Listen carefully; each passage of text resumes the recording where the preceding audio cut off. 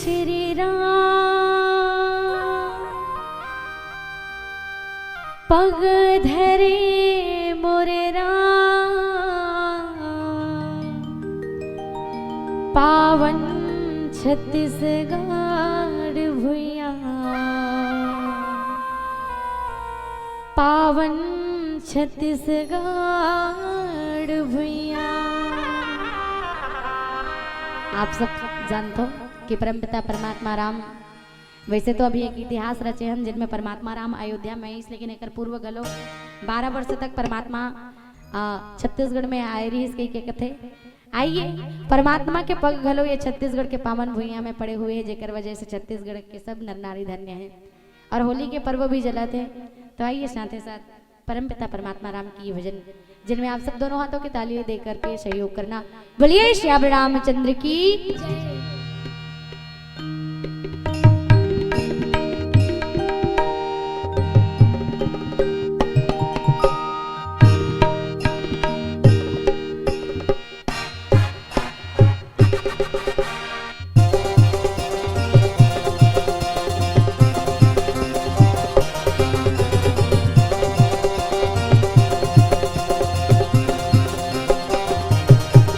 पग धरे श्री राम पग धरे मोरे राम पावन छत्तीसगढ़ भुइया पग धरे श्री राम पग धरे मोरे राम पावन छत्तीसगढ़ भुइया पग धरे श्री राम पग धरे मोरे राम पावन छत्तीसगढ़ भुइया पग धरे श्री राम पग धरे मोरे राम पावन छत्तीसगढ़ भुइया पावन छत्तीसगढ़ भुइया हो छत्तीसगढ़ भुइया पावन छत्तीसगढ़ भुइया हो पावन छत्तीसगढ़ भुइया पग धरे श्री राम पग धरे मोरे राम पावन छत्तीसगढ़ भुइया पग धरे श्री राम पग धरे मोरे राम पावन छत्तीसगढ़ भुइया।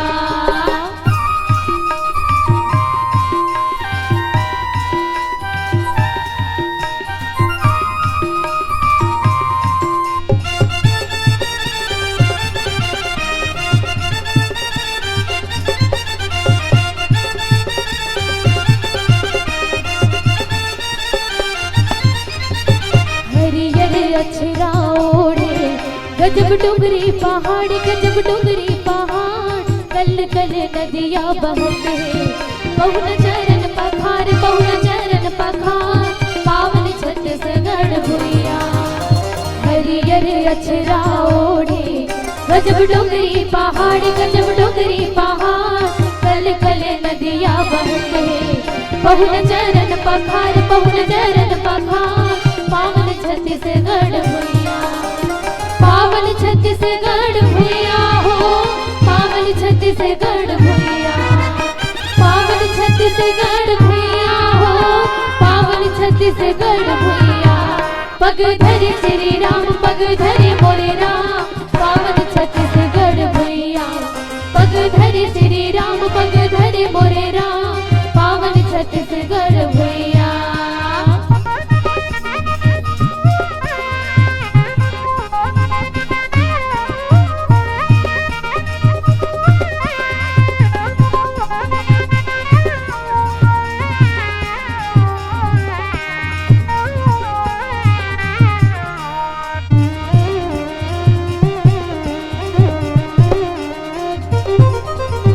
कौशल्या के मई के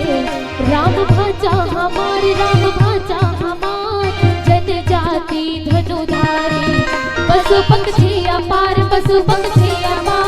पावन छत्तीसगढ़ भुइया कौशल्या के मई के राम भाचा हमार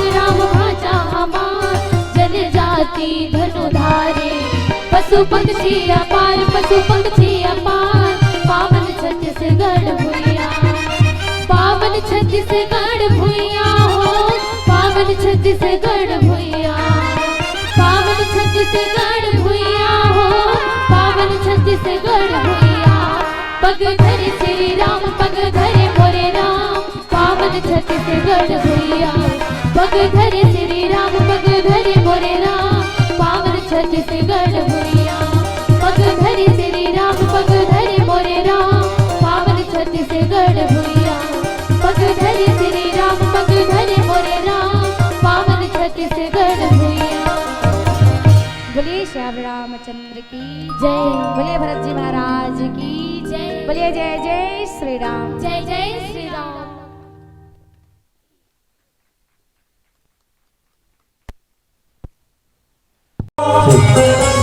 सब बलदारी जगत है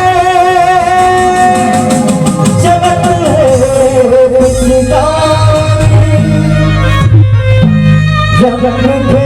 है